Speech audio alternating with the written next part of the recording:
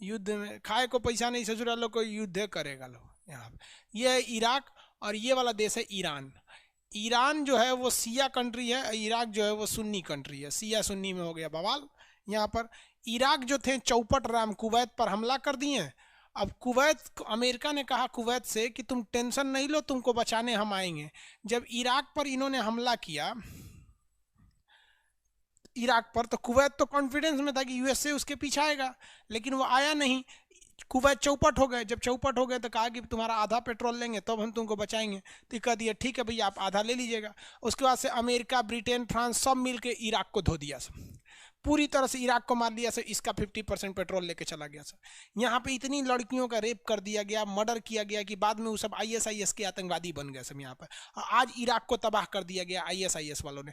वरना जब पहले था तो इतना क्राइम नहीं था। सद्दाम हुसैन जब था तो तानाशाह जहाँ रहते हैं सब ना, वहाँ थोड़ा जनता पर अत्याचार करते ही हैं। चाहे वो हिटलर को देख लीजिए या फिर कहीं भी देख लीजिए, तानाशाही में होता ही है, लेकिन इतना चौपट नहीं होता है जितना इराक में आईएसआईएस के आतंकवादियों ने कर दिया। और इस आतंकवादियों को बढ़ावा किसने दिया था? अमेरिका ने। इनके पास हथियार कहाँ से आ रहा है? अमेरिका और रूस से आ रहा है। आप पूछिएगा कि हमें उनका हथियार कहाँ, यही हम हथियार बेचते हैं सर उनको और फिर यही मारते हैं सर। वरना एक भी हथियार का कारखाना इराक में तो है नहीं, सब बाहर से आ रहा है। इजराइल हथियार देता है, रूस हथियार देता है, अमेरिका हथियार देता है, फिर मारते हैं सर उन्हीं को, फिर हथियार देते हैं सर, फिर मारते हैं सब। पूरी दुनिया में जब तक आतंकवाद है तब तक अमेरिका, रूस, इन लोग की बोलबाला है। वरना युद्ध खत्म हो जाएगा तो इन लोग के हथियार मार्केट खत्म हो जाएगा, कोई नहीं पूछेगा। इराक जो है भाई, देखिए ध्यान से, दुनिया में सबसे पहले जो सभ्य मानव रहे थे, जिन्हें बोलना चलना सब चीज आता था, उन्हें हम लोग कहते हैं सभ्यता। तो दुनिया की सबसे पहली सभ्यता का नाम था मेसोपोटामिया की सभ्यता। वो इराक में थी और यूफ्रेटस नदी के पास थी। कौन सी नदी? यूफ्रेटस। यहाँ पर एक टिब्रिस और यूफ्रेटस, इराक की दो प्रमुख नदियां, यूफ्रेटस और टिब्रिस। टिब्रिस और यूफ्रेटस नदियों के बीच में दुनिया की पहली जो सिविलाइजेशन थी, सिविलाइजेशन सिविल पीपल्स के ग्रुप को सिविलाइजेशन कहते हैं, वो मेसोपोटामिया की थी। लेकिन ये लोग गांव में रहा करते थे। मतलब इनका मुख्य रूप से, गांव में कहने का मतलब क्या है कि इनके मुख्य रूप से ये कृषि पर आधारित थे, व्यापार वगैरह नहीं करते थे। जबकि इनसे बाद में आई थी हमारे यहाँ इंडस वैली सिविलाइजेशन, जो इंडिया और पाकिस्तान के रेंज में फैली थी। ये इंडस वैली सिविलाइजेशन, ये लोग दुनिया में दूसरे नंबर पर आए। लेकिन ये लोग का अर्बन कल्चर था, इनकी सड़कें थी, नालियां ढकी हुई थी। अर्बन करने का मतलब ये नहीं होता है बाबू कि वहाँ पर ट्रक रहेगा, कारखाने रहेंगे, नहीं। जहाँ पर पब्लिक के को ज़्यादा ध्यान दिया जाएगा, जैसे सड़कें रहेंगी, चौड़ी सड़कें रहेंगी, नालियां ढकी हुई रहेंगी, सड़कें सीधी रहेंगी, बिजनेस भी होगा, घरों को एक मॉडल के हिसाब से बसाया जाएगा, तो वो शहरी सभ्यता होती है। और गांव में सड़क कैसनो बना दो, तेंट ताल, कोनो गली में कोई चौड़ा है कोई पतला है, नाली ढकल है, कोई दिक्कत नहीं, नलिए पे बैठ के लड़का सब वहाँ लेट्रिन कर रहा है, सब ये सब चीज़ें, गाय भैंस पाल लो, तो ये गांव का कल्चर होता है। तो दुनिया की पहली शहरी सभ्यता कह देगा तो फिर तो वो हमारी इंडस वैली सिविलाइजेशन हो जाएगी। लेकिन दुनिया की पहली सभ्यता मेसोपोटामिया की सभ्यता। किन दो नदियों के बीच में? यूफ्रेटस और टिग्रिस नदियों के बीच में। यूफ्रेटस तथा टिग्रिस नदियों के बीच में थी ये सभ्यता, यूफ्रेटस और टिग्रिस नदी के बीच में। आप इराक का नक्शा आपको बता दिए थे, आपको कल ही पता था कि कल आपको इराक और ईरान पढ़ना है, तो आप लोग नक्शा खोल के लाए हैं कि नहीं लाए? तो उसमें आप लोग यूफ्रेटस और ये नदियां देख लेते हैं। आप लोग समझ में आ रहा है कि नहीं है? ये कौन सी नदी हो गई है भैया? ये कौन सा देश है? इराक। इराक की राजधानी क्या है? बगदाद। इराक की राजधानी बगदाद है। इराक की राजधानी है बगदाद। इराक, ये हो गया बगदाद। इराक का जो शहर है जिसका नाम है अल बसरा, कुवैत के पास इराक का सबसे बड़ा शहर है जिसका नाम है अल बसरा। देखिए ध्यान से, अपने एटलस में देखिए ध्यान से, अल बसरा पेट्रोलियम के लिए बहुत ही प्रसिद्ध जगह है। अल बसरा यहाँ का पेट्रोलियम के लिए, इराक का अल बसरा शहर पेट्रोलियम के लिए फेमस है। यहाँ पर आईएसआईएस आतंकवादी जो है वो कहते हैं कि सीरिया और इराक दोनों मेला है, Islamic state in Iraq and Syria. भाई ये लोग को तबाह कर दिया से, इराक सीरिया को भी ले गए सब, और साथ ही साथ किनको लेके चले गए सब? इराक को भी लेके चले गए सब, पूरी तरह से तबाह कर दिया सब। अब इन गधों को ये समझ में नहीं आता है कि इनके पास एगो हेलीकॉप्टर नहीं है और अमेरिका के पास एयरफोर्स है। अमेरिका तो चाहता है कि तुम आतंकवादी लोग हमला करो, क्योंकि हथियार खरीदोगे अमेरिका से ही, 10 आदमी को मारोगे, जिसको मारोगे वो भी डर के मारे अमेरिका के पास चल जाएगा, तुम भी हथियार खरीदने के लिए अमेरिका में चलाओगे, वो हवाई जहाज से आएगा, धाम दे 10 गो बम गिराएगा, फिर छोड़ देगा। वरना 2 मिनट में शांत हो जाएंगे लोग यहाँ पे, आतंकवादी लोग यहाँ पे 2 मिनट के अंदर शांत हो जाएंगे। लेकिन अमेरिका और रूस चाहते नहीं है, क्योंकि उनका हथियार बिकना बंद हो जाएगा। इराक, सद्दाम हुसैन रूस के फेवर में थे, सीरिया वाला रूस के फेवर में था, चीन वाला रूस के फेवर में था। इनसे अमेरिका की कोई लड़ाई नहीं है, इनसे अमेरिका की लड़ाई बस इस बात की है कि वो रूस के फेवर में है। इसीलिए आप भारत को देखिएगा तो कभी भी रूस और अमेरिका किसी एक फेवर में नहीं जाता है। हम लोग भाई अपने काम से काम रखते हैं, हमारे लिए जो अच्छा है वो हमारा दोस्त है। यहाँ पर तो इराक की राजधानी क्या हो गई? बगदाद। इराक की राजधानी बगदाद, पेट्रोलियम गैस के लिए। ये पूरा मार जो हो रहा है ना यहाँ पर, ये केवल और केवल पेट्रोल की लड़ाई के लिए हो रहा है। पूरा का पूरा मार पेट्रोल की लड़ाई के लिए हो रहा है। समझ में आ गया यहाँ पर? अब ये वाला देश है ईरान। रुक गया क्या फिर?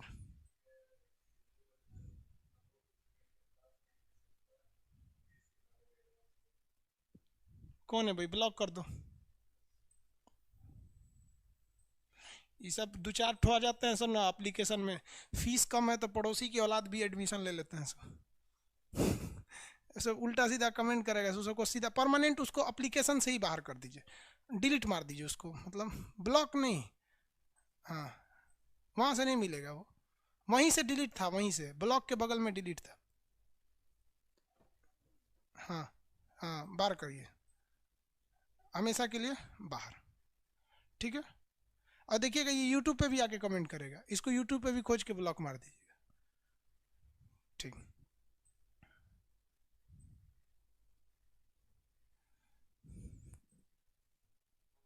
हो गया। चलिए आगे देखिए। वो आप सब लोग को कहते हैं वो उल्टा सीधा कमेंट करेंगे तो ब्लॉक करेंगे तो केवल आप आगे कमेंट नहीं कर सकते, लेकिन जहां आपका चैट होता है ना, जो यहाँ दिख रहा है वहीं पे बगल में डिलीट होता है। डिलीट करेंगे तो आप यहाँ से खत्म हो जाएंगे। पैसा दिए भी रहेंगे तो कोई दिक्कत नहीं। ऑनलाइन में चिल्ला के करेंगे क्या चीज़? कुछ नहीं। इसलिए तमीज में रहिए, तमीज से रहिए, वरना हम आप ऐसे ही दो चार के वजह से फीस बढ़ा देते हैं। हमको कहना है कि भाई कम में लड़का पढ़े, कोई दिक्कत नहीं है, फीस ज़्यादा कर देंगे, तरीके तमीज वाले लड़के पढ़ेंगे। फीस कम रहने का मतलब क्या होता है कि कोई भी ससुरा पड़ोसी की औलाद चलाता है पढ़ने के लिए, कहीं से पैसा लेके वहाँ उल्टा सीधा आके यहाँ कमेंट करता है, पढ़ाई के बीच में डिस्टर्ब कर देता है। काश ये साले ऑफलाइन में रहते सब ना, थोबड़ा बिगाड़ देते इन लोग का। चोंचा नहीं करते थे लोग पटना में ऑफलाइन में, कोई लड़का जमीन पे बैठ के पढ़ते थे लोग। लेकिन ये नहीं कहना था कि वो लोग कह देते लोग कि सर जमीन पे बैठा के पढ़ा रहे हैं वहाँ पे। देखिए ये वाला देश कौन सा है? ऑनलाइन, ऑनलाइन कर रहे हैं। देखो टेंशन में ऐसा वैसा बातें बोल देते हैं ना। ये वाला देश का नाम है ईरान। अभी सबसे ज़्यादा मिडिल ईस्ट में पूरी कंट्री पीछे पड़ी है तो ईरान के फेवर में। पहले हम इसका भारत से कंसर्न समझ लेते हैं ईरान का, क्योंकि ओवरऑल में हमको यही ध्यान से क्या रखना है कि भाई हमको ओवरऑल में ये ध्यान रखना है कि हमको भारत से उसके क्या रिलेशन है। सबसे बड़ा चीज़ ये होता है भारत से रिलेशन। तो ये भारत और ईरान के बीच में काफ़ी अच्छा रिलेशन है। ईरान एकमात्र ऐसा देश है जो भारत को पेट्रोलियम देता है 2 महीने के क्रेडिट पे, मतलब पेट्रोलियम खरीद लीजिए, 2 महीना बाद आप पैसा दीजिएगा। दूसरा कि भारत पेट्रोलियम से ये पैसे नहीं लेता है, अगर पैसा लेता भी है तो डॉलर में नहीं लेता है, वो रुपया में ले लेता है। तो दूसरा फायदा, हमको डॉलर से रुपया में एक्सचेंज करने के लिए जो फीस देनी पड़ती है वो नहीं देना पड़ता है। सबसे बड़ा चीज़ क्या होता है कि ये पेट्रोल देता है, बदले में भारत से सामान खरीद लेता है, तो हमारा सामान भी बिक गया, पैसा भी नहीं गया यहाँ से। तो ईरान हमारे लिए अच्छा है। और सबसे ज़रूरी चीज़ क्या है कि ईरान इसलिए ज़रूरी है कि पीओके पर पाकिस्तान ने कब्जा कर लिया। देखिए यहाँ पर एक्चुअली ये वाला मैप जो है ना वो वो क्या नाम गूगल के हिसाब से, तो इसमें पीओके को पाकिस्तान का दिखा देता है। तो हम लोग का तो ये पीओके है, लेकिन रियल में तो पीओके उसके पास अभी फिलहाल है, लेकिन हम लोग तो आज नहीं तो कल ससुरा को ले के आएंगे। तो हम अफगानिस्तान में डायरेक्ट नहीं पहुंच सकते हैं और पाकिस्तान जाने का रास्ता ही नहीं देता है। तो अफगानिस्तान का एकमात्र गेटवे हमारे लिए ईरान है। इसलिए ईरान से हमारा रिलेशन अच्छा रहना हर हाल में मजबूरी भी है और ज़रूरी भी है। इसीलिए भारत ने ईरान का ये निचला बंदरगाह जिसका नाम था चाबहार बंदरगाह, उसको भारत ने ले लिया। ये चाबहार बंदरगाह क्या कर लिया भारत ने, इसको इससे ले लिया। किसी को कोई दिक्कत है? आगे बढ़ जा। तो ये कौन सा बंदरगाह भाई? चाबहार बंदरगाह। अफगानिस्तान में एंट्री करने के लिए कौन सा बंदरगाह चाहिए? अफगानिस्तान में एंट्री करने के लिए ईरान का चाबहार बंदरगाह। तो चाबहार बंदरगाह को लेकर अभी भारत से थोड़ा विवाद भी हो गया था, क्योंकि भारत सरकार से ईरान ने बोला था कि भाई यहाँ से यहाँ आपको रेल लाइन भी बिछाना है, लेकिन अमेरिका के प्रेशर में आके हम लोगों ने वो रेल लाइन के प्रोजेक्ट थोड़ा सा लूज कर दिया। अब ईरान को भी पता है कि अगर बात अमेरिका की आ जाएगी तो ईरान के साथ खड़ा होगा चाइना। क्योंकि हम केवल अपने डायरेक्शन से देखेंगे तो गड़बड़ हो जाएगा।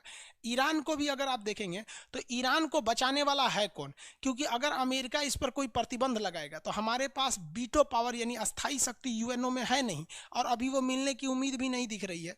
तो जब मिलेगा तो वो अलग मैटर है, वीटो वाला समझाएंगे आपको। तो ये ईरान को भी देखता है, मतलब इसके लिए चाइना भी इंपॉर्टेंस है और भारत भी इंपॉर्टेंस है। अब अपने मन से बताइए, अगर हमें अमेरिका और ईरान में किसी एक को सेलेक्ट करना है तो हम किसे सेलेक्ट कर लेंगे? हमारे लिए दोनों दोस्त हैं सब। मोदी जी भी गए थे ईरान में दौरा पे, वहां पर तो हम लोग अमेरिका को फेवर में चले जाएंगे। रीजन क्या है कि हमें अमेरिका से ज्यादा प्रॉफिट दिखता है।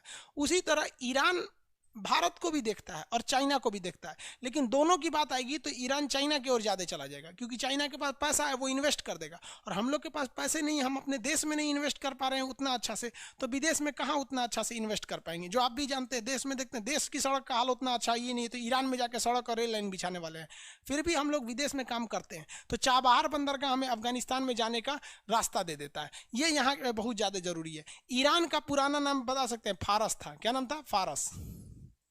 ईरान का पुराना नाम फारस था। फारस बाद में इसका नाम क्या बन गया? ईरान।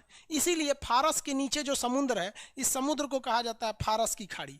फारस के नीचे की खाड़ी को क्या कहते हैं? फारस की खाड़ी। अब ज्योग्राफी नहीं चेंज होता है। अब आप ईरान नाम रख दिए तो उससे मतलब नहीं है, ये इसे फारस ही बुलाएगा। जैसे बंगाल के नीचे की खाड़ी बंगाल की खाड़ी। अब पता चला ममता बनर्जी ने बंगाल का नाम चेंज करवा दिया, उन्होंने बंगाल का नाम रविंद्रनाथ प्रदेश रख दिया, रविन्द्रनाथ टैगोर प्रदेश रख दिया। तो क्या बंगाल की खाड़ी का नाम बदल के रविन्द्रनाथ टैगोर प्रदेश की खाड़ी हो जाएगा? नहीं ना होगा।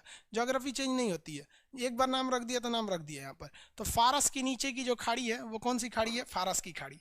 फारस के नीचे की खाड़ी फारस की खाड़ी। किसी को कोई दिक्कत नहीं? फारस के नीचे की खाड़ी फारस की खाड़ी।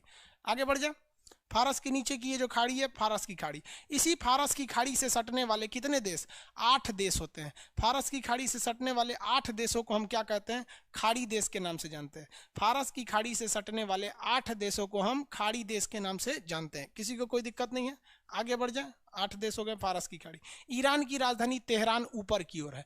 ऊपर में इसके एक झील मिलेगा जिसका नाम है कैस्पियन सागर। ऊपर में झील मिलेगा कैस्पियन सागर, दुनिया का सबसे बड़ा झील है कैस्पियन सागर। और नीचे इसके चाबहार बंदरगाह है, जो फारस की खाड़ी यानी अरब सागर। फारस की खाड़ी यहीं पे खत्म हो जाता है।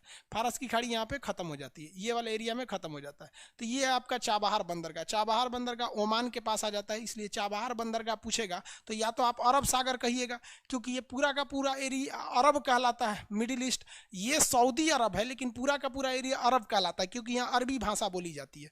तो ये अरब सागर नहीं रहेगा, तब आप ओमान की खाड़ी में बढ़ लेंगे। तो इसमें 2 ही प्रमुख शहर है ईरान में, एक ये वाला हो गया तेहरान, और ये हो गया आपका चाबहार यहाँ पर। अब इसके इस साइड में एक मरुस्थल है जिसका नाम है दस्ते लूट मरुस्थल। ईरान के एक मरुस्थल मतलब क्या होता है? डेजर्ट। मरुस्थल का मतलब क्या होता है? डेजर्ट होता है। मरुस्थल किसे कहा जाता है? डेजर्ट को। तो ईरान का सबसे बड़ा जो डेजर्ट है उसका नाम है दस्ते लूट मरुस्थल। दस्ते लूट मरुस्थल।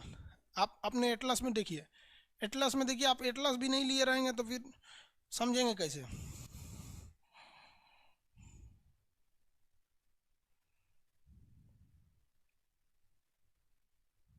हो गया?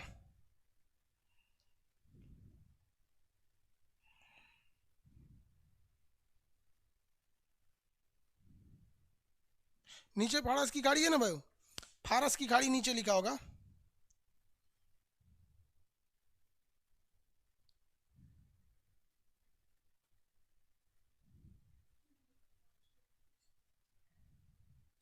हो गया?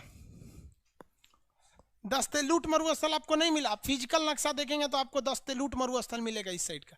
फिजिकल नक्शा में आपको दस्ते लूट मरुस्थल इस साइड में मिलेगा, इस डायरेक्शन में। अगर नहीं भी मिला तो आप टेंशन नहीं लेंगे, क्योंकि हम अभी केवल आपको देश बता रहे हैं। अभी ना हम इस देश की नदियां बताए हैं और ना ही इस देश के कौन से पहाड़ हैं, ये नहीं। अभी केवल आपको दिमाग में आइडिया लगाने के लिए एक एशिया का आइडिया, ओवरव्यू अगर आप देखेंगे तो मतलब आपको एशिया का एक आइडिया लग गया होगा।